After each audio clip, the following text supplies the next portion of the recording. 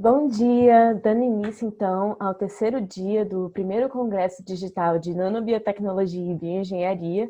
Hoje então nós estamos no nosso segundo dia de minicurso de Introdução à Bioengenharia. O Lúcio já me apresentou ontem, né? Mas eu sou a Gabriela, eu sou graduada em Biotecnologia pela Universidade de Brasília. E agora eu sou mestranda no programa de pós-graduação em Ciências Biológicas com habilitação em Biologia Molecular também pela Universidade de Brasília. E hoje eu vou estar ministrando a segunda parte do minicurso que começou ontem, de Introdução à Bioengenharia. O nosso cronograma, né, foi começar ontem, então, falando de bioengenharia, falar das definições, colocar um pouquinho das abrangências, né, desse termo, como ele é usado, definir um pouco o que seria engenharia de tecidos e um pouco da abrangência também da engenharia de tecidos, depois falar sobre biomateriais e tipos de biomateriais, né, quais são algumas características desses biomateriais, que definem esses biomateriais. Depois, então, hoje a gente vai falar um pouco sobre o que seria biofabricação, definir o que seria biofabricação, explorar um pouco sobre técnicas, diversas técnicas de biofabricação, desde a bioimpressão 3D até outras técnicas, né, que são comumente utilizadas. E, por fim, vamos falar um pouco sobre perspectivas, falando um pouco sobre gargalos dessa tecnologia no mundo hoje, né, da biofabricação, e algumas etapas que precisam ser aprimoradas para a gente chegar num objetivo final, de que seria, por exemplo, de impressão de órgãos, né, que é um objetivo muito almejado da biofabricação hoje. Fazendo um resumo, então, do que já foi falado ontem, que foi justamente em relação às definições de bioengenharia, nós também tivemos uma perspectiva, né, em relação à engenharia de tecidos. Então, passamos por várias etapas, e aí eu vou explorar hoje o que seriam essas tecnologias de biofabricação. Passamos pelos biomateriais, e a gente vai ver como foi importante já ter visto biomateriais antes, porque o que a gente vai ver hoje é em relação a como esses biomateriais podem ser aplicados nas tecnologias de fabricação, nas diferentes técnicas de biofabricação. Então, é muito importante saber que existem vários tipos de biomateriais, quais são as características necessárias, como, por exemplo, a biocompatibilidade, que é possível fazer um design inteligente de biotintas, né, que seriam uma modulação de características para se tornar adequado ao que você deseja na hora de aplicar a diferentes técnicas de biofabricação, e algumas biotintas atualmente disponíveis para perceber que realmente é assim que essa tecnologia é aplicada, né? Então, vamos lá. Então, a biofabricação, uma tecnologia do século XXI. Essa ideia de biofabricação começou a melhor ser definida quando houve o lançamento, em 2009, dessa revista, Biofabrication. E no advento do lançamento dessa revista, Mironov, que é esse cara aqui, que muitas vezes é considerado o pai da fabricação, por isso que eu coloquei uma foto dele, ele escreveu, né, esse artigo que fala um pouco sobre biofabricação. E dá para perceber também que com o lançamento dessa revista, né, essa aqui é uma imagem que mostra o uso desses diferentes termos de biofabricação, bioimpressão 3D e bioimpressão 4D, que nós vamos falar ao longo dessa apresentação, mas vamos focar aqui em que seria a biofabricação. Foi um termo que, a partir de 2009, começou a ser muito utilizado em títulos de artigo, né? Então, esse gráfico aqui está se referindo a uso do termo em diferentes documentos, né, número de documentos, ao longo do tempo. Então, ele começou, a partir de 2009, dá para perceber que houve um crescimento até exponencial, né, se a gente fazer aqui né, olhar, dá para perceber que teve um aumento grande a partir de 2009, principalmente em relação ao uso desse termo. E aí, nesse artigo, ele começa a definir essa biofabricação, e aí ele fala que seria a conjuntura, a junção de duas partes diferentes, que seria essa parte biológica e essa parte da ideia de fabricação, que seria estruturar coisas com aplicações biológicas, estruturar coisas a partir do biológico, né? Então, seria essa parte viva e essa parte de estruturação. E aí, nesse artigo mesmo, nesse mesmo artigo, né, dos paradigmas, biofabricação, um paradigma de manufatura do século XXI, ele coloca a biofabricação como uma área de né, num diagrama de Venn seria a área como as três áreas, grandes áreas diferentes, que seriam das ciências materiais, engenharia mecânica e biologia celular e de desenvolvimento. Então, seriam conceitos, aplicações de sistemas biológicos, juntos com conceitos de ciências materiais, numa aplicação, também utilizando conceitos da engenharia mecânica. Então, essas seriam as três grandes áreas principais, né? E isso é bem aceito até hoje. Nesse outro artigo, ele começa a colocar como a biofabricação ela tem interseções com outras áreas. Então, né, junta um pouco a biofabricação com a manufatura aditiva, né, que é uma tecnologia muito usada na área da engenharia, né? Eu vou falar dela um pouco mais à frente, o que seria essa manufatura aditiva e qual seria a interface dela junto com a biofabricação. E a gente também tem uma interface de biofabricação com engenharia de tecido, que é justamente o que o Lúcio explorou um pouquinho ontem, né? Que muito do que é feito na biofabricação acaba sendo voltado para engenharia de tecido, para a regeneração celular. Então, muitas vezes é possível ver o termo biofabricação associado a conceitos de engenharia de tecidos. Nesse mesmo artigo que tem essa mostrando essa interface da biofabricação com a engenharia de tecidos, a gente tem essa outra imagem. Essa imagem, ela resume que ela mostra várias coisas relacionadas à biofabricação e engenharia de tecidos, justamente onde seria essa interface. Então, começando por aqui, ele coloca a biofabricação como duas já ramificações, que teria uma biofabricação natural. Isso, na verdade, é mais uso do termo, em relação ao uso do termo, né? Então, existe algumas vezes artigos que colocam processos naturais e eles caracterizam como processos de biofabricação. O processo de mineralização e coisas assim. Inicialmente, o termo biofabricação acabou sendo usado algumas vezes já para processos naturais. E quando a gente fala de uma biofabricação tecnológica, muitas vezes tem um escopo muito maior, que vai desde de utilização no sentido de catálise, no sentido de várias aplicações dentro da biotecnologia, no sentido de sensores, no sentido da biologia sintética. Na biologia sintética, na área de biologia sintética, é comum ver o uso do termo biofabricação, mas não é esse tipo de biofabricação que a gente vai acabar usando hoje, né? A gente pensa mais uma biofabricação no sentido de estruturação espacial estruturação espacial de alguma coisa, de estruturas, né? Então, é isso que a gente vai focar tá focando nesse mini curso. E aí ele coloca aqui algumas tecnologias clássicas, né, de engenharia de tecido, então, que seria terapia celular, que o uso de células-tronco, por exemplo, para fazer regeneração celular, o uso de células-tronco para, né, como terapia mesmo, então seria uma terapia celular. A gente pode ter um transplante de tecidos de tecidos que fazem parte da engenharia celular e não são biofabricação, por si só, você já tem o tecido pronto.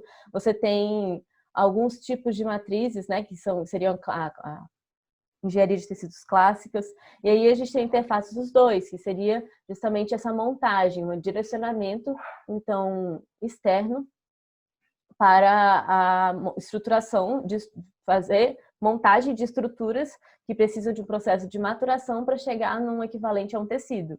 E aí você tem duas aplicações finais, que seria de implantação, né? Quando a gente pensa em transplantes, que, como eu disse, é uma coisa muito almejada, né? Por essa tecnologia, é chegar num ponto que a gente consiga produzir estruturas que sejam adequadas para transplantes. E colocação de modelos in vitro. E quando a gente fala de modelos in vitro, está pensando para testes de fármacos, fazer screening de drogas, para diminuir, muitas vezes, o uso de animal que, né, são usados nesse tipo de... Esse tipo de, né, de teste ele é feito em animal. E aí aqui a gente coloca em palavras o que eu acabei de dizer, de que seria essa biofabricação. Então, a biofabricação é um campo de pesquisa multidisciplinar e talvez interdisciplinar que combina princípios, protocolos e práticas da engenharia, da biologia e das ciências e materiais através do uso de processos de fabricação para construir modelos e criar biomiméticos, bioprotótipos, bioprodutos na vanguarda da inovação da bioengenharia. E aí, aqui embaixo, a gente coloca um pouquinho do que seria essa bioengenharia, que seria a aplicação de conceitos, princípios ideais da engenharia. Então, totalmente alinhado do que seria biofabricação. Aos sistemas biológicos, de novo alinhado com o que seria biofabricação, pegando a ideia de ciências materiais, de biologia, perdão, a fim de desenvolver novas tecnologias ou aprimorar esses sistemas biológicos. Então, a gente consegue perceber que a biofabricação realmente é uma área que estaria dentro da bioengenharia, bem alinhado com os próprios conceitos de bioengenharia que a gente estava falando na aula anterior, né? E aí, aqui a gente tem algumas etapas que são comuns aos processos de biofabricação, que é uma escolha de material, é uma escolha de uma técnica para estruturação, a fabricação propriamente dita, então a aplicação desse material unido com essa técnica e o processo de maturação, que seria um pós-processamento para garantir a funcionalidade do que você quer no final. Então, nesse caso, algumas perguntas são necessárias serem feitas e serem respondidas quando você está pensando em biofabricar alguma coisa, que seriam o que você deseja produzir. Então, ter claro um planejamento mesmo de onde você quer chegar, fazer um planejamento e saber onde você quer chegar, no caso. E aí você estabelece qual é o melhor material. Então, quando a gente fala melhor material, a gente quer dizer tanto de células quanto de biomaterial mesmo, né? De compatibilidade do seu biomaterial com as células, de qual é o melhor biomaterial para tal célula, qual é o melhor biomaterial para chegar no construto final que você quer, qual seria a melhor técnica para isso e o que é necessário para tornar ele funcional. E aí está relacionado a essa maturação também. Nós vamos explorar bastante porque ela é fundamental quando a gente está falando de biofabricação. Quais seriam, então, essas técnicas de biofabricação que eu tanto falo? Então, essas 3 técnicas iniciais que eu coloquei aqui, né? Existem outras, né? Mas eu ressaltei essas 3, que são técnicas de biofabricação que não são consideradas, podem não ser consideradas bioimpressão, né? Que é bioimpressão sendo considerado padrão ouro, mas não vamos focar nisso agora, vamos ver. Então, o que seriam essas técnicas de biofabricação? Fiação úmida. Fiação úmida você forma filamentos, né, como esse daqui. Existem diferentes técnicas para formar esse filamento, né? Você pode fazer um mecanismo de injeção de um polímero, de um biomaterial, dentro de um solvente, um crosslinker, que promova a formação desses fios. É uma técnica de biofabricação. Existe essa técnica de manufatura indireta. Manufatura indireta é quando você tem um molde e a partir desse molde você consegue biofabricar. Então, por exemplo, como se fosse uma gelatina, né? Na gelatina, que é um biomaterial, né? Mas, enfim, você esquenta a gelatina, você coloca dentro do potinho e você consegue tirar até, se você tiver habilidade, sem destruir, mas você consegue tirar, passar uma colherzinha ao redor do seu potinho e aí virar a gelatina e ela sai inteirinha. Seria isso, seria um modo de biofabricar. Você tem um molde, você verte o seu biomaterial, você espera ele sedimentar, ele crosslinkar, depende do tipo de crosslink, pode ser que você aumente a temperatura, pode ser que você resolva colocar algum elemento que altera o pH e isso seja o crosslink. Existem diferentes tipos de crosslink, né? O Lúcio falou ontem. E aí, mas fato é que você usa o molde, coloca o seu biomaterial e aí você tira esse seu biomaterial e ele vai estar num formato específico. Essa seria uma manufatura aditiva indireta. E a gente tem o uso de campo magnético também. Então, você submete umas culturas celulares a um campo magnético e esse campo magnético faz com que essas células aqui, né, essas estruturas, elas tenham um comportamento de agregação, por exemplo, e acabam se estruturando de alguma forma. Então, é uma técnica também de biofabricação. Aí a gente também tem técnicas de biofabricação que estão dentro de bioimpressão 3D.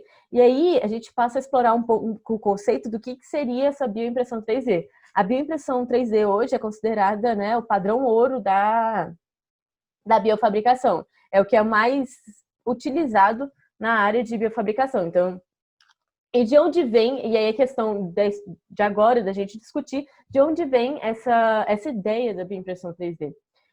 E aí as técnicas de biofabricação vêm grandemente dos conceitos da manufatura aditiva, né? Tanto é que eu mostrei aquele conceito de manufatura aditiva indireta, que seria o uso dos moldes, e comumente utilizados na engenharia. E aí que eu quis explorar, eu quis mostrar algumas técnicas que são utilizadas na engenharia para fabricação. Então, a gente tem aqui uma impressão 3D utilizando plástico, né?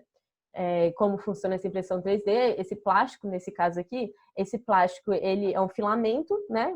Um filamento, então, é um fiozinho longo, e aí ele vai sendo derretido e vai sendo posicionado no lugar de acordo com o modelo que foi gerado no computador. Eu vou falar disso no próximo slide, explicar como é feito esse modelo, né? Mas, enfim. Então, é isso. Então, você tem uma deposição camada a camada, e à medida que as camadas vão se juntando, você vai formando uma estrutura tridimensional. Aqui, por exemplo, seria uma outra forma de produzir estruturas, que vem da engenharia também. Você coloca o que você quer esculpir num equipamento que fica girando, uma torneadora, né? O torno é um equipamento comum de toda cidade, eu acho que, né? Tem um torno, mas enfim. Você coloca nesse equipamento e aí você tem uma espécie de agulha, uma ferramenta, que ela vai, né, entrando e vai esculpindo o seu material. E aí, né, quando você vê, você tem uma estrutura como essa, assim. Nesse caso é uma vela, né, que foi muito mais fácil de esculpir, mas poderia ser elemento. Isso é feito com vários tipos de material. E aí aqui a gente tem 3 exemplos de impressão 3D, utilizando plástico. E aí tem essa FDM, que você usa o filamento e ele é fundido, né?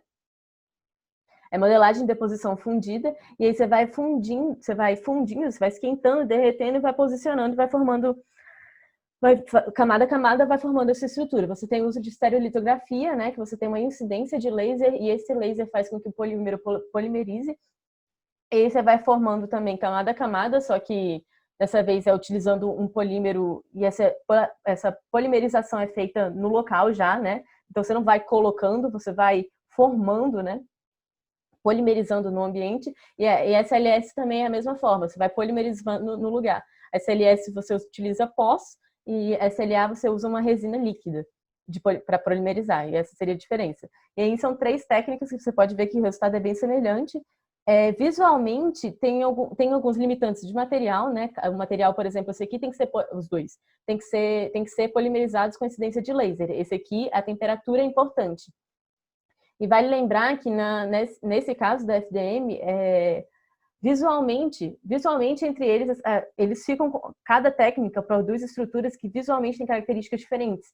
Na FDM você acaba vendo camadas mais em evidência, porque cada camada ela não se funde muito com a outra, então ela fica um objeto que você consegue perceber diferença entre as camadas. Já na SLA, quando você faz a polimerização, não é muito a camada, é meio que numa área. E aí você acaba tendo uma fusão e uma uniformidade de material, de estrutura formada muito maior. Não tem essa percepção de camada que essa outra técnica acaba tendo. E esses seriam os passos para você conseguir ter uma impressão 3D. Então, você tem um modelo CAD feito no computador, existem diversos softwares para isso. Você consegue, então, fazer uma modelagem, consegue fazer uma adaptação do seu modelo para você conseguir chegar no que você quer, né? Então, quero fazer uma pirâmide. Aí você pega lá, faz sua pirâmide no modelo lá tridimensional. Aí você passa por diversos programas também da internet. Diversos softwares computacionais, diversos programas computacionais que eles fazem esse processo aqui de preparação do seu material, do modelo para chegar na impressora. É uma etapa computacional de conversão de código mesmo. É para você chegar numa linguagem que seja adequada para a impressora 3D. E aí, nesse lugar, nesse mesmo programa, você consegue definir alguns parâmetros fundamentais, como, eu quero uma pirâmide e vou usar um material que é um filamento grossinho. Então, tem que definir o tamanho das camadas que você quer de cada filamento, por exemplo, né? Então, essa é uma etapa que depende do tipo de impressão que você quer, depende da máquina que você quer, depende do equipamento que você quer, mas é feito computacionalmente também. E aí você tem o processo de impressão propriamente dito, né, que seria quando você junta a parte virtual e você torna real, torna material, torna físico na sua mão, de fato. E aí você tem o objeto final. E aí aqui eu quis ressaltar que a escolha do material ela pode ser feita, acaba podendo ser feita de duas formas. Você pode fazer, depois que você tem um modelo CAD, simplesmente escolher material, nesse caso não faz, pensando mais em impressão 3D de plástico mesmo, porque o material ele não tem um processo de variação ao longo do tempo, né? Porque plástico, ele, por exemplo, a célula, ela vai mudar, ela vai se adaptar, ela cresce, ela prolifera. Já o plástico, ele é meio estático, então você não... A escolha do material meio que não importa, mas quando a gente está falando de uma biofabricação, que você vai usar elementos vivos, né, que tem certas modulagens, né, modulações, desculpa, o modelo CAD tem que ser pensado em relação ao material que você vai usar. Então, se você vai usar materiais mais viscosos, vai usar materiais menos viscosos, vai usar células que não aguentam, tem uma taxa de cisalhamento muito baixa. Então, é muito relacionada ao que você quer, você tem que pensar antes, quando se fala de bioimpressão 3D, justamente por estar lidando com uma coisa que é tão sensível, né? Como células e biomateriais. Não são tão fixos como plásticos. E aí a gente tem que, então, a bioimpressão 3D é o padrão ouro da biofabricação, tanto é que ela é explorada em várias séries, né, em filmes. Existem algumas cenas que simplesmente você mostra lá no filme, preciso de um coração. Aí você tem uma máquina que você aperta o botão e pronto, tem um coração perfeito para você. Ou se não, essa ideia de uma máquina já construindo os musculinhos, construindo tudo já dentro, rapidinho assim, tranquilo. É uma coisa muito explorada. E a primeira vez que o termo foi usado de bioimpressão 3D foi por quem? Por Mironov, lá em 2003. Esse foi o artigo que ele publicou, falando sobre impressão de órgãos, uma tecnologia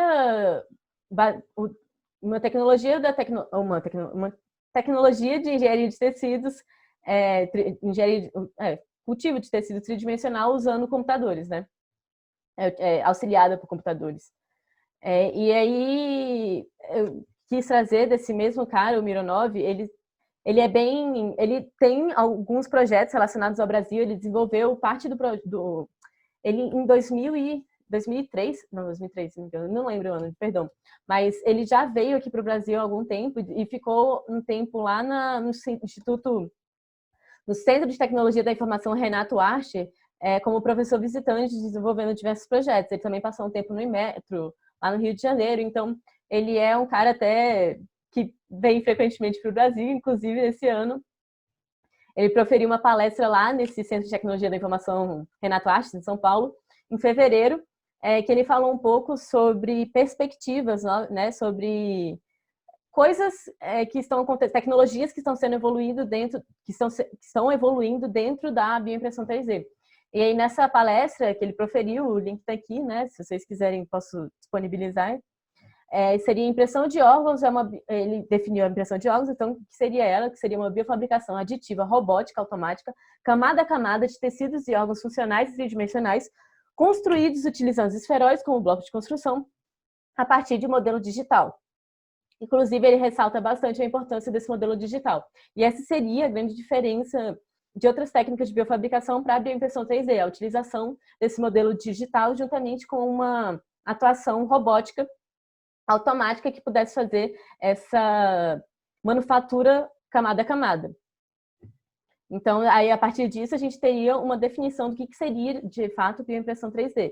E aí, vale lembrar que, muitas vezes, por ser o padrão ouro hoje em dia, biofabricação e bioimpressão 3D são termos utilizados intercambiáveis, né? Eles são usados sem muita distinção, sendo que eles têm aplicações diferentes, eles têm abrangências diferentes. A biofabricação é uma área maior que tem várias coisas dela. Isso tem a gente considerando biofabricação já delimitada dentro desse conceito de produção de estruturas. Porque se a gente for levar em conta biofabricação como termo amplo, porque ele muitas vezes é utilizado, como eu disse, até em biologia sintética, a gente nem está chegando nisso. Eu estou falando apenas de biofabricação na ideia de estruturação de coisas biológicas e sistemas biológicos.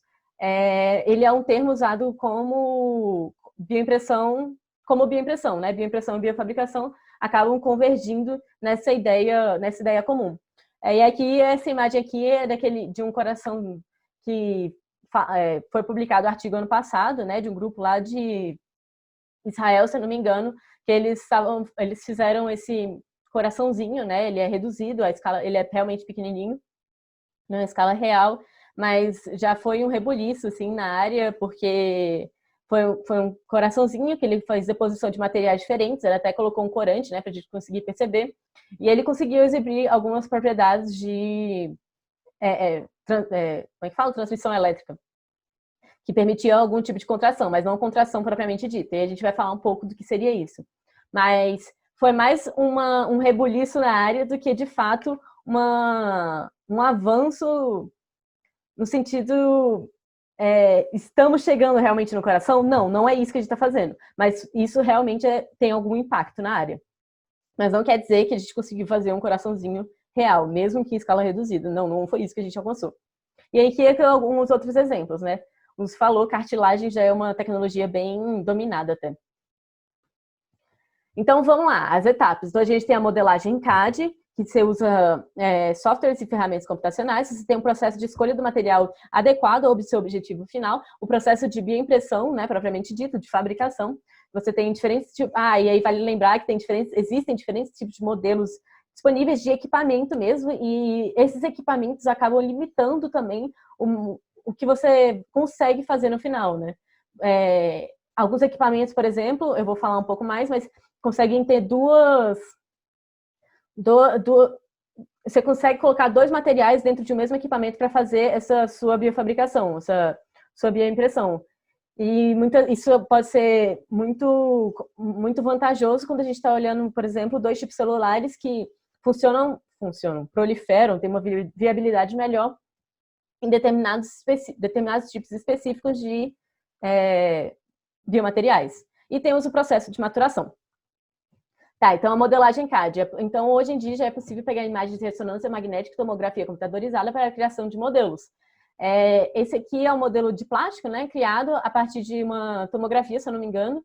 Esse site, ele é um site com um banco de dados com diversos modelos tridimensionais, né, já feitos por pessoas. Existem também diversas imagens de tomografia e ressonância magnética, então é possível você criar os seus modelos a partir de softwares que você já tenha, usando tomografias que são anônimas, né, desse site. E um dos desafios seria realmente a modelagem e o desenvolvimento dos modelos que contornem a limitação de cada técnica. Então, aí as técnicas vão ser as que eu vou falar de diferentes formas de fazer essa bioimpressão 3D. E aí, então, modelagem CAD se torna um ponto crucial quando a gente fala de bioimpressão. E aí, de novo, um passo a passo do que seria os processos de bioimpressão 3D. Então, o imaginamento, a escolha de uma abordagem de design, né, que pode ser você fazendo do zero, criando o seu modelo, você pode criar formas de, dividir, modular o que você quer, onde você quer chegar, né, usando esses outros tipos de abordagem. Uma seleção de material, então você pode escolher polímeros sintéticos, polímeros naturais, matrizes descelularizadas, inclusive, unindo com a utilização de células-tronco na engenharia de tecido, é um dos temas de uma das palestras que nós vamos ter. Isso, na verdade, que tivemos ontem.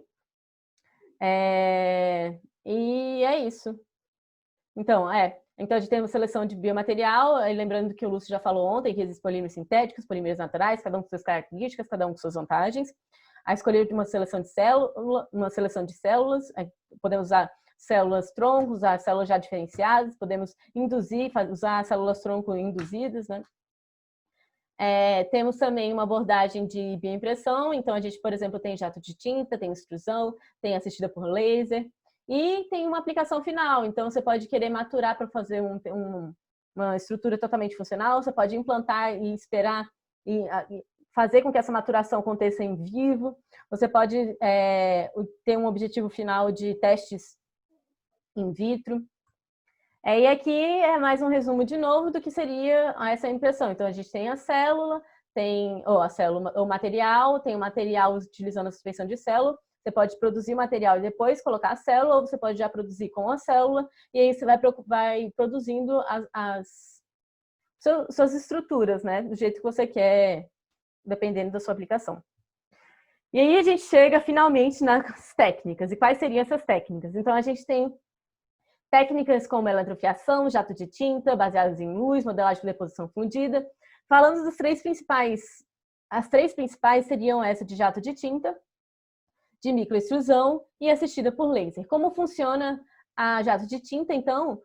Você tem uma utilização de calor para criar uma bolha de ar para fazer com que pequenas bolhas, pequenas gotas do seu biomaterial sejam depositados. Ou você pode fazer o uso de uma cerâmica piezoelétrica, né, que com a eletricidade dilata ou não, e aí com essa dilatação você vai formando essas pequenas gotas também, da mesma forma. Ou você tem a forma de bioimpressão por extrusão, e aí você tem diferentes tipos de motor, né, de forças que promovem a extrusão, mas no final, essas técnicas elas chegam no mesmo ponto, né, que seria a formação dessas gotas e a formação de uns filamentos, não é bem filamento, mas essa produção de estrutura. Você tem assistida por laser, né, que você tem um pulso de laser, você tem um polímero, né, uma estrutura que é atingida por esse laser, formando, sendo, sei lá, produzindo também pequenas estruturinhas. A partir dessa incidência de laser, você produz as estruturinhas. E aí aqui é um outro artigo também separando, de novo, essas três grandes áreas principais, por assim dizer. Mostrando também quais seriam até alguns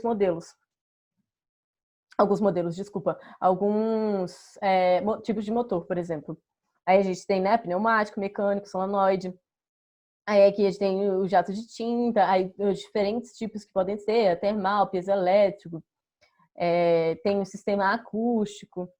Então, de laser, a gente tem diferentes tipos de uso desse laser, tem a estereolitografia. Eu vou falar de mais dois fótons, polimerização por dois fótons, no caso. Eu vou falar especificamente de alguns, mas só para deixar mais claro, né? Considerando que o objetivo desse minicurso é explorar um pouco essas diferentes técnicas de biofabricação, achei que seria interessante explicar como funciona mais alguns deles. Aí, justamente, as técnicas de jato de tinta, que tem algumas formas de produzir. Como ela funciona meio que como um cartucho mesmo de impressora. Então, você tem seu biomaterial e aí ele vai sendo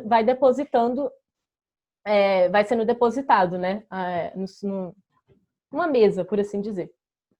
E aí, diferentes formas, usando um elemento piezoelétrico, né? De uma cerâmica piezoelétrica, é um elemento termal, é um elemento eletromagnético. Aí vale lembrar que aqui já não seria uma biofabricação por campo magnético, justamente porque ela está usando, dentro da técnica, está aplicando esse campo eletromagnético, no caso, né? E técnicas acústicas, né, por exemplo, para a produção dessas gotinhas, dessas droplets, né, que eles chamam. Eletrofiação. Como funciona a eletrofiação? A eletrofiação, você submete o seu biomaterial a uma alta tensão, uma alta voltagem. Isso né, fisicamente faz com que o seu material mude a forma que ele se apresenta e aí ele acaba ele acaba sendo produzido, ele é produzido, né? Ele produz, ele vira, ele se torna, melhor, uma espécie de fibra. E aí, quando você junta isso com uma fonte de calor, você consegue direcionar, que é essa melt electrospinning, você consegue direcionar, posicionar melhor, na verdade, o seu biomaterial num campo, num campo tridimensional, pode ser. E aí essas outras técnicas baseadas em luz. Então você tem uma fonte de laser, e essa fonte de laser incide sobre um polímero, aí vale lembrar a diferença entre a SLS. E a SLA seria justamente como esse polímero se apresenta.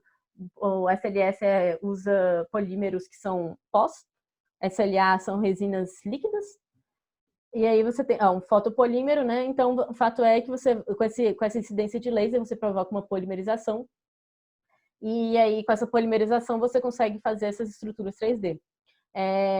Da mesma forma, a polimerização por dois fótons, só que você vai usando diferentes, a diferença entre eles acaba sendo também, dessas baseadas em luz, são os comprimentos de onda, a quantidade de energia, o tipo de biomaterial, mas o que une todas elas é a utilização dessa fonte de energia para polimerização e, consequentemente, para construção, para fabricação de estruturas tridimensionais. E aí aqui são alguns exemplos, né? E aí a produção de um scaffold utilizando essa técnica de SLS, e aí usando essa SLS-S, né, que é de superfície, ele usou um polímero junto com micropartículas de carbono, fazendo com que a polimerização fosse parcial. E com essa polimerização parcial, você conseguia deixar um espaço livre, um sítio livre para funcionalização. E aí, nesse caso, ele até funcionalizou, que seria essa parte bioativa, né? Utilização de bioativos. Funcionalizou com bionucleases. E aí a gente está pensando já na fabricação, tipo, poderia funcionalizar com moléculas que podem ser úteis para garantir a viabilidade celular, para garantir um processo de maturação celular. E aí aqui, por exemplo, ele usou a mesma técnica, mas já pensando em criar um scaffold para utilização na engenharia de tecido de osso. Então, já direcionado, né? E aí a gente tem imagens desse scaffold feito. Uma coisa digna de ser ressaltada é até a resolução. Dá para, né? Consegue ter uma resolução bem alta, você consegue colocar espacialmente coisas bem pequenas em lugares bem específicos, o que é bem interessante. É uma técnica que tem esse tipo de característica, então né? É uma coisa a ser vista quando pensamos nisso.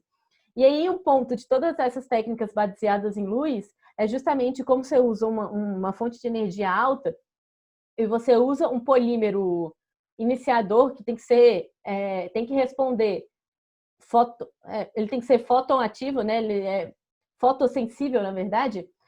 Muitas vezes você tem que garantir que ele não tenha um efeito citotóxico.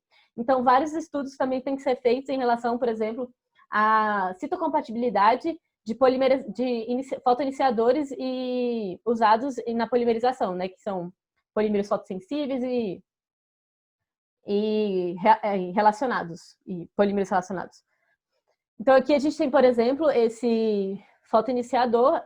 Esse estudo está fazendo um estudo de citocompatibilidade de 5 linhagens celulares com esse fotoiniciador. E aí, conforme a concentração aumenta, a taxa de sobrevivência vai diminuindo. Mas, por exemplo, essa linhagem aqui, ela mesmo uma concentração maior que eles testaram, ainda assim teve uma sobrevivência relativamente alta, né? Não seria mais adequado utilizar essa consideração, mas aceitável. E aí, nesse outro lado, é um gráfico mostrando a toxicidade no momento que é de maior proliferação. Então, eles testaram 3 temperaturas diferentes, 37, né, a temperatura de proliferação, e viram qual era a taxa de sobrevivência quando essa célula estava numa temperatura que seria ideal, né, para proliferação.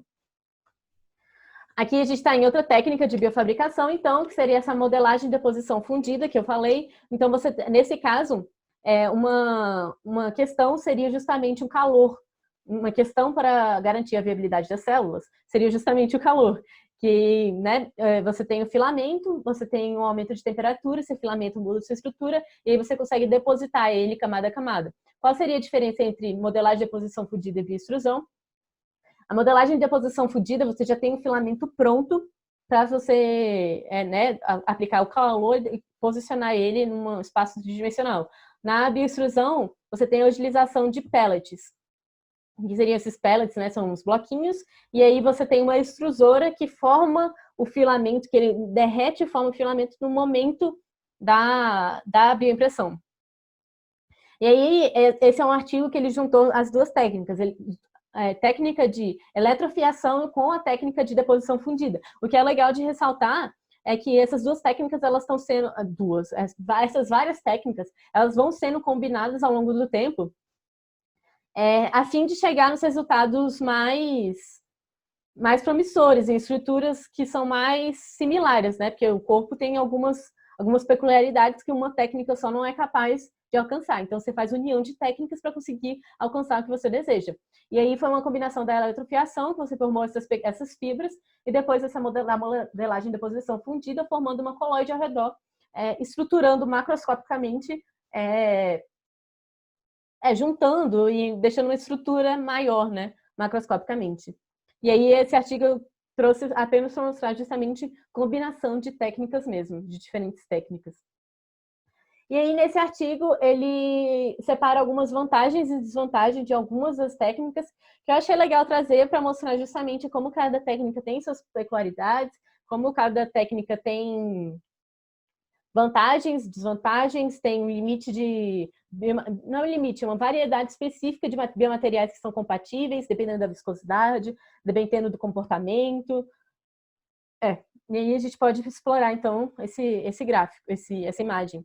Seria, então, da jato de tinta, então, algumas aplicações também, que é muito interessante, né, saber o que já foi feito com isso. Então, já teve aplicação em tecidos ósseos, cardíacos, cartilagem, tecido nervoso, pele. Aí, quais seriam as vantagens dessa técnica? É uma técnica de impressão rápida. Você pode utilizar diversos tipos de polimerização nela. O que ele quer dizer com diversos tipos de polimerização? Então, você pode usar um calor, polímeros que respondem ao calor como forma de polimerização, pode ser polímeros que respondem a pH, podem ser polímeros que respondem à luz, você pode submeter depois isso à luz e polimerizar depois. São várias técnicas de polimerização são aceitas desse mesmo tipo de técnica de biofabricação. A gente tem um baixo custo comercial, que é interessante, né? Eu vou falar disso mais à frente, no futuro, de quanto vai custar a gente ter tudo isso.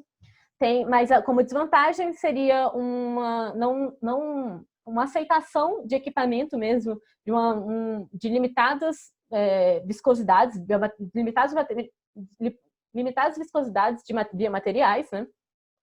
É um intervalo específico de biomaterial que esse tipo de equipamento aceita, que esse tipo de técnica aceita.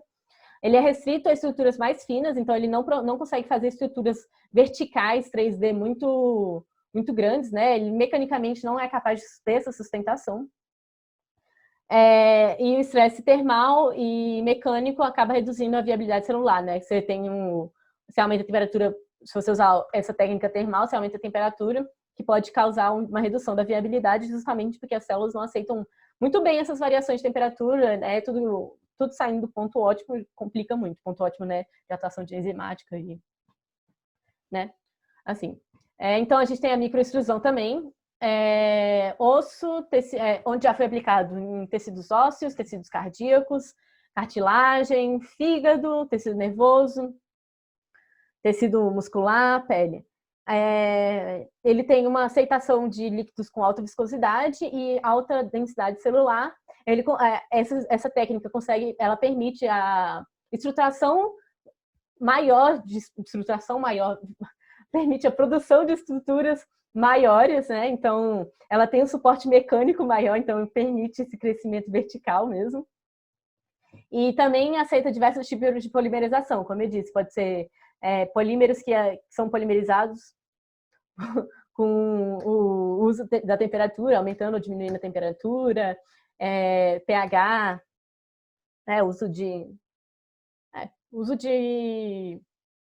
como fala? Uso de soluções com pH alto e elevado. Mas tem uma tendência a entupimento de agulha. E é legal falar isso porque existem diversos estudos hoje que tentam aprimorar esse tipo de técnica. Então, eles produzem até agulhas que possibilitam diferentes tipos de fabricação mesmo. Por exemplo, uma agulha coaxial, que seria isso? É uma agulha que ela tem como um tubo dentro de um tubo. E aí tem um tubo e um outro tubo por fora. E aí nesse tubo por fora você consegue passar um biomaterial e nesse por dentro um outro tipo de biomaterial. E aí o que acontece? Você acaba possibilitando, por exemplo, uma polimerização no momento da saída, né? Se você usa um agente que faça esse crosslink e um biomaterial que responda a ele, você consegue fazer uma estruturação já na hora, no momento da bioimpressão mesmo. E aí a gente também passa para assistido a laser, né? Aqui a gente tem uma alta viabilidade celular, uma resolução microescala, facilita o uso de uma alta densidade celular, é ideal para materiais com baixa viscosidade. Também tem um intervalo de viscosidade, de aceitação de viscosidade restrito. Também é restrito a estruturas mais finas, né? E tem um alto custo. E aí, por fim, tem a estereolitografia também, onde já foi aplicado tecidos ósseos, pele, tecido nervoso, tem uma velocidade alta, tem uma resolução em microescala, ele possibilita a criação de estruturas maiores, estruturas verticais maiores, né? Tem uma interação entre cada camada, justamente não fica aquela diferenciação, né, que eu falei, de camada a camada, você consegue uma estrutura mais uniforme, mas tem, como lado desvantagem, tem uma viscosidade limitada, um intervalo de viscosidade específico limitado, e como utiliza o UV, pode acabar reduzindo a viabilidade celular. Ai, travou, gente, calma aí.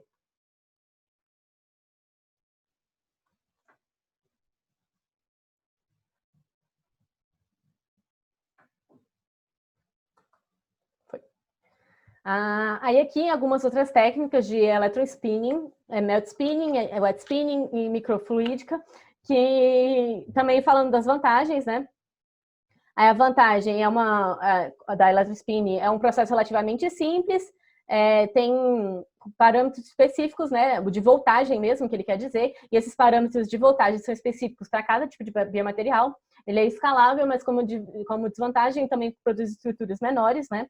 Tem limitado a estruturas mais finas, acaba produzindo poros pequenos, que dificulta a infiltração celular, que foi muito do que o Lúcio falou, né? Relacionado a como a célula vai colonizar a estrutura que você está produzindo. E o campo elétrico pode acabar danificando algumas células e reduzir a viabilidade celular. A melt spinning, essas técnicas, ele vale lembrar que essas técnicas nesse artigo, esse grupo acaba colocando como técnicas mais voltadas para uma biofabricação têxtil, porque ele acaba produzindo fibras.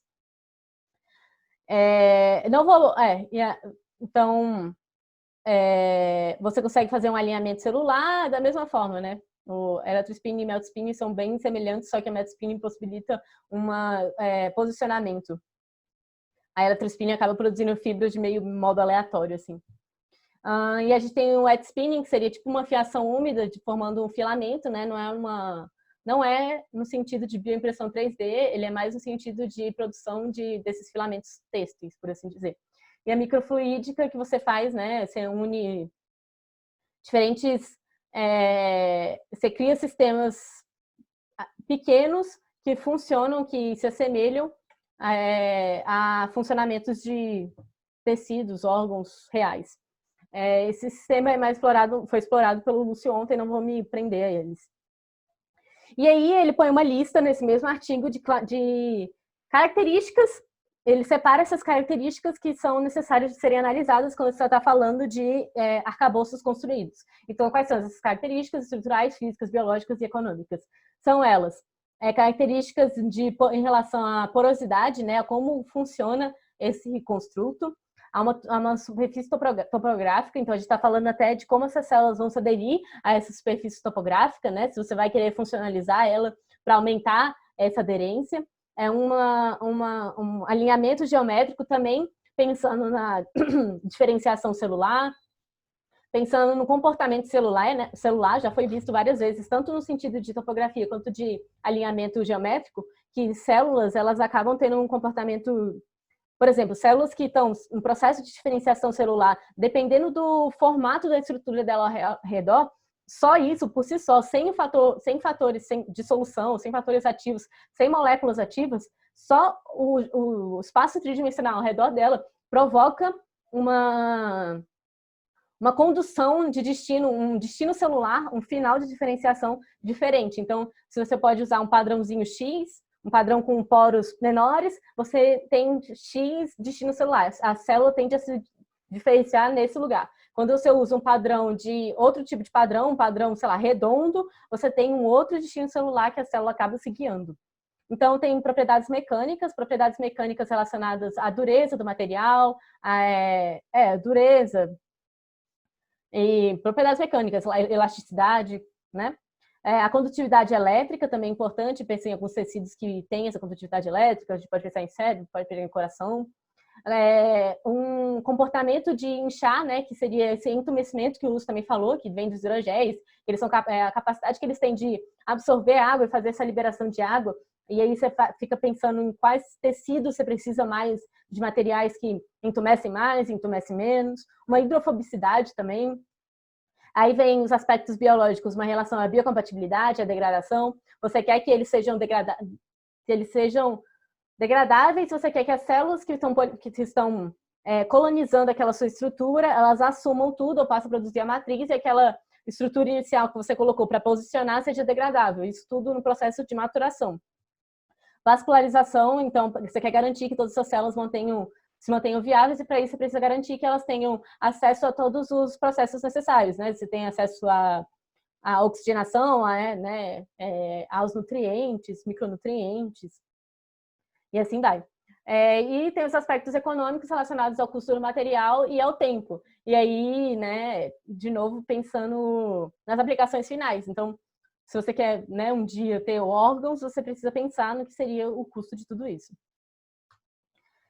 E aí ele analisa esses aspectos em relação a diferentes técnicas. Então, a técnica de jato de tinta, a técnica de microextrusão tem uma resolução muito maior.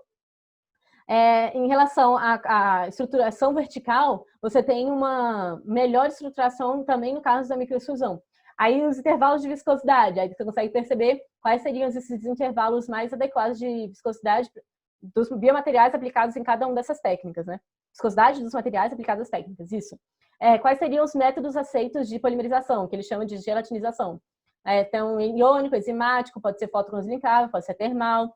Aí aqui você tem só o photocross-link, né? Você precisa do uso da luz, do laser. Qual seria a viabilidade celular, a densidade celular, a capacidade de encapsulação, né? A capacidade que essas células conseguem se manter dentro, quantas células conseguem se manter dentro do hidrogel, ser encapsuladas dentro dos materiais, biomateriais que você está usando nesse processo. Qual seria a velocidade de impressão, né? Muito mais alta a jato de tinta e a estereolitografia. Qual é o custo? O custo é legal de se falar também, justamente era aquilo que eu estou falando. O custo da bioimpressão é importante quando a gente está pensando nas aplicações finais e onde a gente quer chegar com essa tecnologia. Muito mais alto no caso de uma laser assistida e menor, mas ainda elevado de uma microextrusão.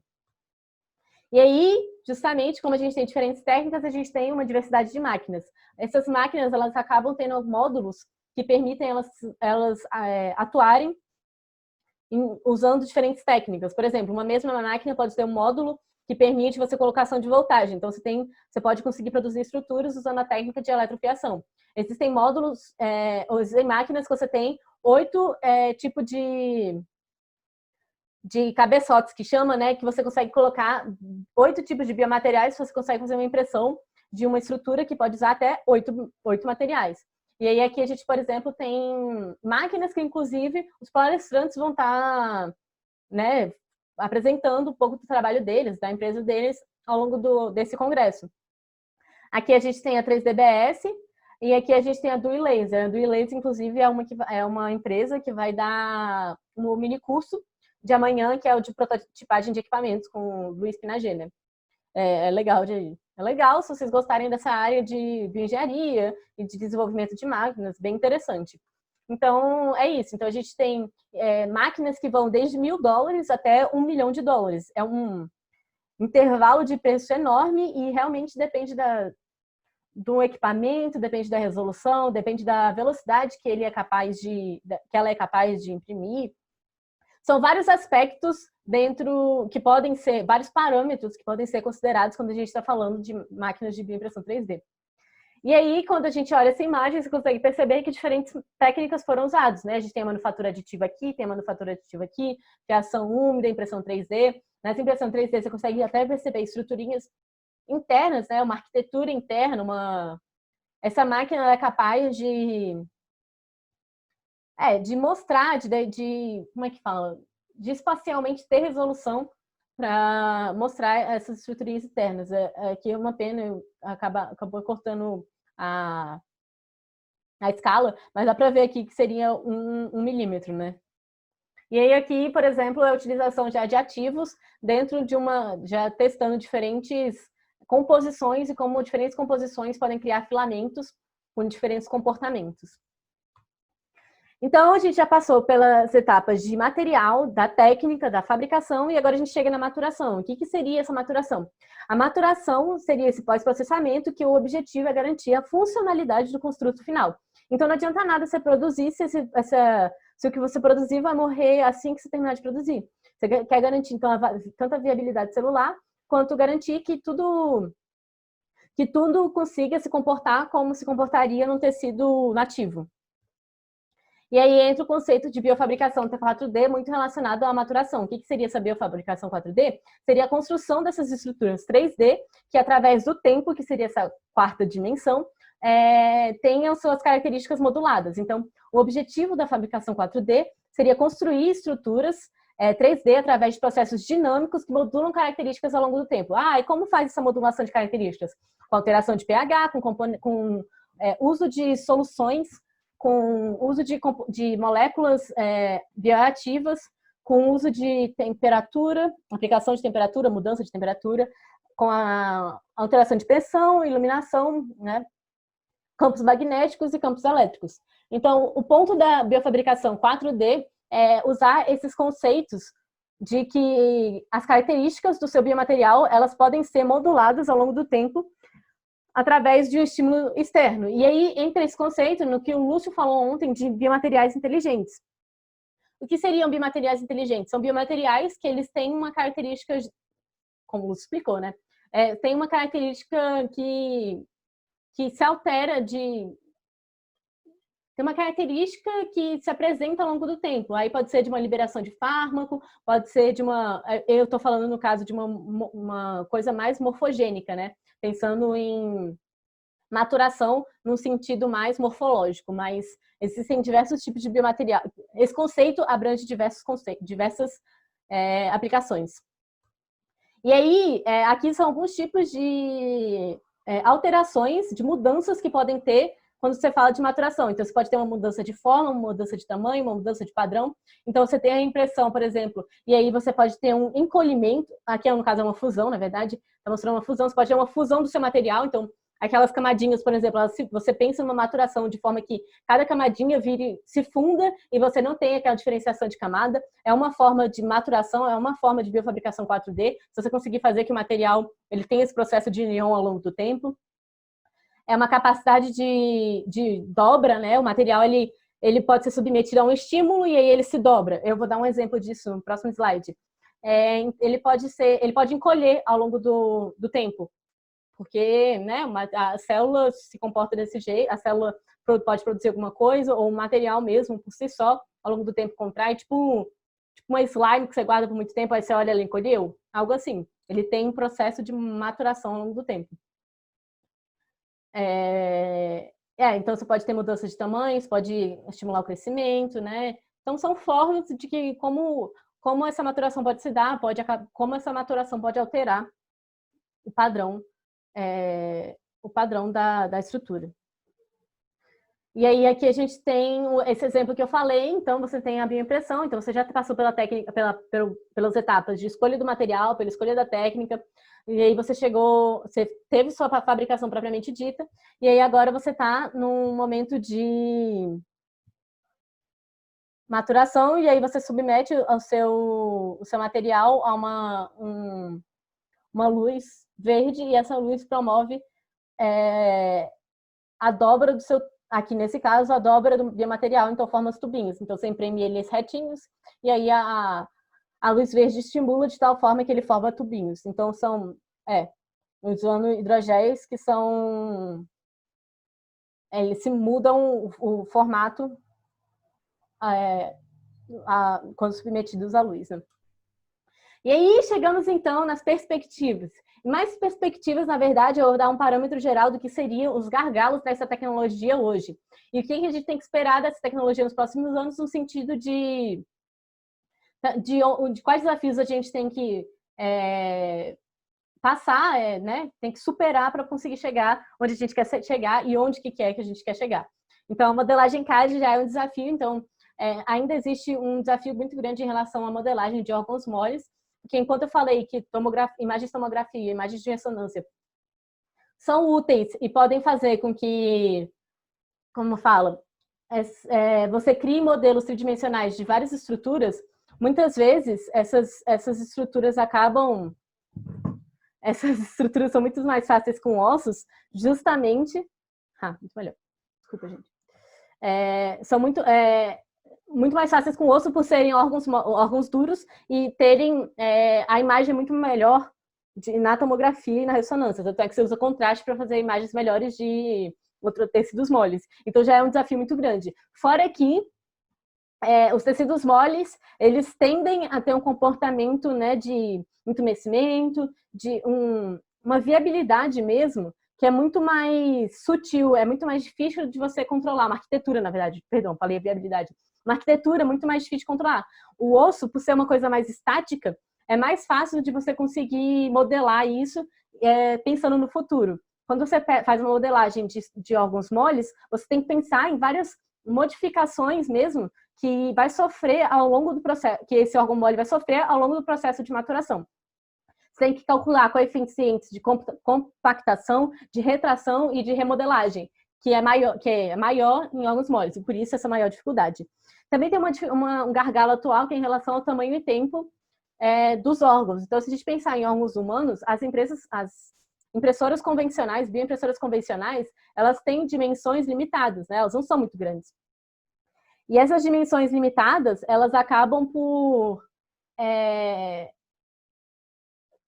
Elas são limitadas justamente porque o tempo também que demoraria para imprimir um órgão grande, por exemplo, ia dificultar garantir a viabilidade celular. Então, você está imprimindo aquela primeira célula que você começou a imprimir, quando você chegar no final, se demorar muito, ela já vai estar com a viabilidade meio comprometida. E isso é um gargalo atual. Então, você pensar no tamanho dos órgãos que você quer imprimir e no tempo que ele demoraria. E aí você pensa que é necessário justamente um aprimoramento atual de bioimpressoras para aumentar a resolução, né? E diminuir o tempo necessário, aumentar a capacidade dessas bioimpressoras. E aumentar o uso de diversos materiais. Tipo, tornar essas bioimpressoras capazes de aceitar diversos tipos de materiais. É sempre muito bom. Quando você pode ver, existem já diferentes tipos de biomateriais. A resolução de máquina e dimensões de máquinas. E aí um ponto é, por exemplo, quando a gente pensa em um órgão humano que tem dimensões bem, né? São grandes os órgãos humanos para as impressoras, a gente pode pensar numa ideia de uma fazenda de bioimpressoras. O que seria uma fazenda de bioimpressoras? Seria como uma linha de produção onde teríamos diversas bioimpressoras e essas diversas bioimpressoras, elas poderiam, cada uma delas, estar incubadas de fazerem alguma coisa. Por exemplo, essa primeira bioimpressora, ela trabalha num módulo específico de um rim, uma parte específica do rim. Aí essa outra bioimpressora, ela trabalha em outra parte. E aí isso tem até junto com o conceito de modelagem. Então, você precisa ter uma modelagem adequada que pense em como todas essas estruturas separadas podem se juntar e criar um órgão funcional. Também entra na maturação, que você vai ter que precisar juntar isso tudo depois. Então, esse conceito de fazenda de bioimpressora seria justamente isso. Seria dividir para conquistar, né? Você separaria e teria diversas máquinas trabalhando numa só estrutura. E aí, os biomateriais é para mostrar a grande diversidade de biomateriais que a gente tem disponíveis, e a gente pode considerar ainda maior se a gente pensar na capacidade que esses materiais podem ser, na possibilidade desses biomateriais, serem modificados quimicamente. Então, a gente pode usar conceitos, né, engenharia química, aplicar nisso e pendurar ativos. O que eu quero dizer com pendurar? É realmente funcionalizar. Então, você pega uma molécula de agarose, por exemplo, pega uma molécula de um aminoácido, porque esse aminoácido, ele tem ele promove, ele é um aminoácido essencial para uma linhagem específica, ele, sei lá, né, promove muito crescimento, ele faz a célula proliferar muito bem. Então, você quer que juntar uma coisa com a outra. E aí você vai lá e funcionaliza, né, quimicamente, essa garose com esse aminoácido. Existem já diversos estudos relacionados à funcionalização, a mudanças, a modificações químicas mesmo desses biomateriais a fim de que eles mudem características. Podem mudar características de viscosidade, de adesão, vários tipos de comportamento podem ser modulados através dessa tecnologia de engenharia química, né, aplicada. E aí é para mostrar um pouco a fórmula química, a fórmula estrutural deles, para poder você perceber que existem diversos sítios passíveis de serem alterados quimicamente. E aí o processo de maturação, que eu estava falando, que tanto para garantir a maturação mesmo, né, que seria essa funcionalidade final, como para garantir a manutenção da viabilidade celular. A gente tem o uso de componentes endógenos, peptídeos, tecidos específicos. A gente tem o uso de bioreatores, que foi o que você falou, né, que mimetizam ambientes reais, ambientes humanos reais, por exemplo, né, ambientes desses órgãos, onde seria. E um outro gargalo seria o do biomonitoramento, que é muito difícil você garantir um monitoramento em tempo real nesses bioreatores, quando a gente pensa. Saber o que está acontecendo, você coloca lá a estrutura que você acabou de produzir dentro de bioreator, e aí você procura formas de garantir que esse biomonitoramento está sendo feito, que você consegue monitorar parâmetros como temperatura, pressão, como está sendo conduzida a diferenciação celular. Então, esse biomonitoramento em tempo real é um gargalo ainda hoje de equipamento mesmo, de equipamentos que garantam essa possibilidade mesmo. Qual seria o impacto econômico de toda essa tecnologia de biofabricação? Essa tecnologia de biofabricação, ela vai ter um impacto econômico gigantesco. Isso aqui é pensando em engenharia de tecidos, né? No mercado da China, ele fez uma projeção, até separou em diferentes, diferentes órgãos, diferentes áreas dentro da engenharia de tecidos, né? Como câncer, ortopedia, músculo, espinha, né? Medula, no caso, desculpa, me espanhol. Pele, tecido cardíaco, dente, e aí né, tá em milhões de dólares, e dá para perceber que realmente esse é um dado de 2017, mas as perspectivas sempre foram muito grandes, sempre de um grande impacto econômico mesmo. E até se a gente pensar no dinheiro que move todo o mercado negro, a gente pode extrapolar um pouco para os impactos econômicos desse tipo de tecnologia no mercado legal. E ainda entramos nos aspectos éticos. Nos aspectos éticos, a biofabricação muitas vezes é muito almejada, vista como uma tecnologia capaz de contornar o uso de animais, né? Então, atualmente a gente tem muito movimento de minimização de uso de animais, de proteção, né? De direito animal, de proteção aos animais. Então, biofabricar estruturas que mimetizem, que possibilitem até o teste de medicamentos, de cosméticos, no lugar dos animais, como é que fala? Substituindo o uso de animal, é realmente muito desejado. E fora que o teste, quando você usa células humanas, usar células humanas já quer dizer que você está a um passo de personalizar o tratamento. Então, o que eu quero dizer com isso? Você pode pegar as células do próprio paciente e fazer um teste de medicamento específico para o paciente. Então, você vai saber, não é 100%, mas vai saber com mais certeza em relação a como determinado medicamento vai agir naquele corpo. Então, quais vão ser os efeitos adversos, né, os efeitos colaterais, isso, para aquele paciente. Então, também tem esse lado de personalização das terapias. Para aplicações médicas, a biofabricação pode minimizar alguns dilemas éticos e sofrimento moral associado ao transplante clínico de órgãos e transplantes. Fora que, além de um dilema ético, ainda tem, no caso de transplantes, hoje em dia, a fila de transplantes é gigantesca, né? Então, se você pega dados do mundo inteiro, da fila de transplante, você vai ver gente que, né, muita gente morre sem conseguir um transplante do órgão que ela precisa, né? Tem órgãos que, depende do órgão também, tem órgãos que são muito visados, órgãos, né, que que já é mais fácil de ter. E xenotransplante, né? Você está falando do transplante de, por exemplo, válvulas cardíacas de porco, que são feitos em animais. Então, aqui também. Esse entra aquele outro ponto do uso de imunossupressores. Então, se você tem uma biofabricação com células do própria pessoa que está doente, do próprio paciente, no caso, você tem uma redução do uso de imunossupressores, você tem uma rejeição menor. Então, seria muito positivo até para a pessoa, assim, para a qualidade de vida da pessoa depois de fazer o transplante. Mas ainda assim, a biofabricação tem suas próprias restrições em relação, principalmente, por exemplo, quando você fala de uso de células-tronco. Algumas células-tronco hoje são utilizadas, são embrionárias, e essas células-tronco embrionárias, o uso dessas células-tronco embrionárias é ainda muito questionado, debatido, né? As terapias voltadas para... O uso de células-troncos é considerado uma terapia avançada, e essas terapias avançadas, elas ainda são muito debatidas, ainda não foram todas liberadas, ainda estão em processo de teste de fase clínica mesmo, então ainda tem toda uma questão em relação ao uso de células-tronco também. E aí, por fim, já em 2003, o Mironov ele fala um pouco sobre outras aplicações além da área médica da biofabricação. Então, a gente tem a produção de algas, produção de biocombustível de algas, e aí ele fala por que seria uma biofabricação, é que comumente essas algas dentro dos bioreatores, elas formam aglomerados, e esses aglomerados, eles acabam sendo biofabricados.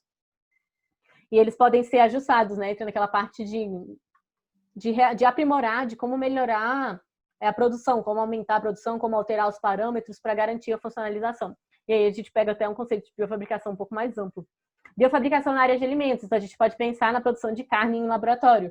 Também pensando nesses movimentos de redução de consumo de produtos de origem animal.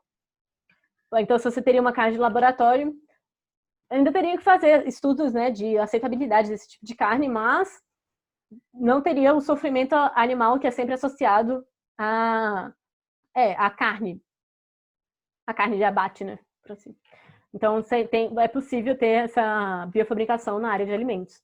Pode ser uma biofabricação na área de biosensores, então ele até dá o exemplo de fazer sensores que respondam, por exemplo, você quer você quer colonizar, existe esse desejo de colonizar Marte. Para isso, precisa fazer estudos na área de radiação, por exemplo. Então, você pode desenvolver sensores baseados em tecidos reais para ver radiação, para ver comportamento, para ver como esses tecidos se comportam em determinadas regiões específicas. Ele dá o exemplo de Marte, poderia ser. Ele também fala de bioarte. Então, esse site, inclusive, dessa Simbiótica, é um laboratório artístico dedicado à aprendizagem, à pesquisa, aprendizagem.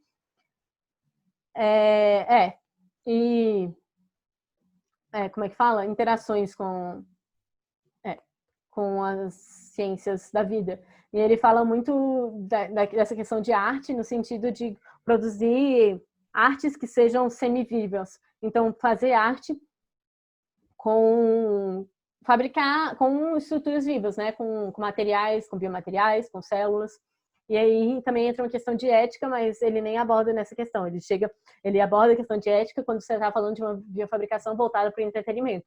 Ele fala que no momento que que cientistas forem capazes de produzir diversos tipos de biofabricados, e aí ele pensa mais em entes vivos, né, criaturas vivas, que acho que já está um passo bem adiante, mas enfim, você consegue, a partir do momento que você conseguir produzir criaturas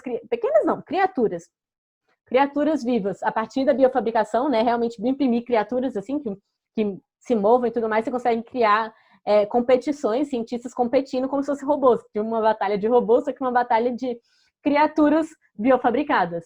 E aí entra uma questão de ética, do que seria isso, se ele está vivo ou não, né? Seria um debate a mais a ser feito, que é bem interessante também de ser explorado. Enfim, essas são algumas das abordagens. E aí, por fim, eu só queria trazer um artigo atual. Então, esse é um artigo agora, de 2020, que ele está testando, é uma forma de biofabricação também, né, que ele produz essa estrutura, esse arcabouço tridimensional, e aí, para ele fazer uma colonização desse arcabouço, o que é feito? Ele usa ondas acústicas, ele usa vibrações acústicas para fazer essa colonização. Eu achei bem interessante, achei atual, e achei que seria legal para mostrar que é uma área que está realmente em evolução, é uma área que várias tecnologias podem ser aplicadas e desenvolvidas em relação a isso. Por fim, nesse mesmo artigo, de 2003, acho que eu trouxe ele várias vezes, eu gosto muito dele. Enfim, ele coloca, a Mironov coloca três princípios da engenharia que podem ser utilizados na biofabricação, que podem ajudar o desenvolvimento mesmo da biofabricação. E aí seriam eles uma padronização, então uma garantia de padronização, uniformização de roteiros, de protocolos, desculpa, dentro do laboratório, dos diversos laboratórios, né, justamente para conseguir produção de estruturas. Um desacoplamento, então, seria modularização, né, separação de diversas... modularização de biofabricados a fim de conseguir produzir estruturas mais complexas. Então, seria esse desacoplamento. E a abstração, que é justamente um olhar de fora, sair da caixinha para olhar para ela e perceber diferentes abordagens que podem ser feitas. Então, pensando em modelos matemáticos que podem ser utilizados, pensando em modelos computacionais, em diferentes áreas que podem servir como... podem auxiliar essa tecnologia da biofabricação e que podem acabar não sendo comumente relacionados. Então, teríamos que ter esse princípio de abstração dentro da gente para conseguir biofabricar a estrutura, para melhorar a tecnologia, na verdade. E aí, por fim, eu queria só, para finalizar já esse mini curso, algumas questões que o próprio Mironov fala nessa palestra que ele deu no CTI, né, do Centro de Tecnologia da Informação Renato Archer. Ele coloca essas 3 questões que todo mundo faz, que é: quando teremos um órgão funcional bioimpresso? Isso não se sabe, né? Até hoje, foi o que eu falei, aquela situação do coraçãozinho. Produzimos aquele coraçãozinho, mas ele está muito longe ainda de se tornar um coração real humano pronto para ser transplantado. Então, existem muitos desafios ainda a serem contornados. E aí, quando teremos, não sabemos quando teremos. Assim, espero que vejamos isso acontecer, mas não se sabe quando isso vai acontecer. Quando ele acontecer, qual será o custo dele? Não se sabe qual será o custo dele, mas se sabe a princípio que ele será caro, até por todo o dinheiro envolvido no processo de desenvolvimento nesse mesmo, né, nesse processo de pesquisa que a gente está fazendo, já tem um custo envolvido. Então, podemos garantir que, a princípio, ele vai ser muito caro, mas que, ao longo do tempo, esse preço vai cair, igual, né, popularização de tecnologias e tudo mais. Então, eventualmente, esse preço vai chegar no preço acessível. Espera-se, né? E qual será o primeiro órgão a ser bioimpresso? Esse ele diz que é uma questão fácil de resolver, porque o que a gente já tem hoje, coração. Coração, eu falei coração, não é coração, desculpa, perdão, gente. Pele. Pele é muito comum, né? Pele é o mais fácil, e ele fala até que pele é mais fácil de fazer testes quando a gente precisar fazer em vivo mesmo. Então, se você quiser imprimir uma pele direto na pessoa, ela não precisa morrer para você testar, e você não precisa matar ela para testar também. É uma coisa mais externa, por isso, né? mais fácil acesso. Você não precisa de muitas etapas para conseguir esse acesso, conseguir fazer os testes na pele. Pele, gente, não é coração, desculpa, eu errei.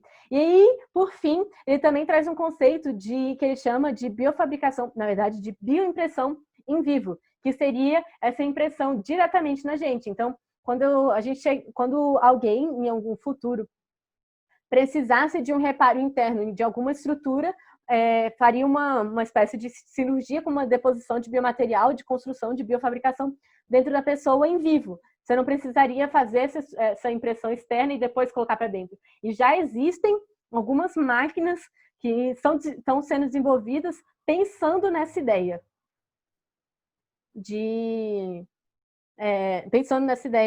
bioimpressão em vivo. E é isso. E aí, fazendo então um resumo do que a gente foi falado, então a gente abordou a biofabricação, falou de diversas técnicas diferentes de biofabricação, com foco na biofabricação 4D, que é muito importante pensando na maturação e na funcionalidade. A gente passou também então pelas perspectivas gargalos, desafios que a gente tem hoje que devem ser superados em relação a essa área de biofabricação. Passamos pela modelagem, o tamanho dos biomateriais, o desafio da maturação, o impacto econômico de tudo isso e alguns aspectos éticos, falando até, extrapolando de onde a gente quer chegar, né? Então, aqui a gente tem algumas referências que foram usadas ao longo desse trabalho, ao longo desse mini curso, né? E é isso, gente. Eu agradeço, muito obrigada pela atenção. A gente fico disponível para quaisquer dúvidas, qualquer tipo de conversa que vocês queiram ter. Aqui está o meu e-mail, o e-mail do Lúcio. E é isso. Espero que vocês estejam aproveitando essa primeira edição do Congresso Digital de Nanobiotecnologia e Bioengenharia. Espero que vocês tenham aproveitado esse mini curso. Muito obrigada. E é isso. Beijão, fiquem bem.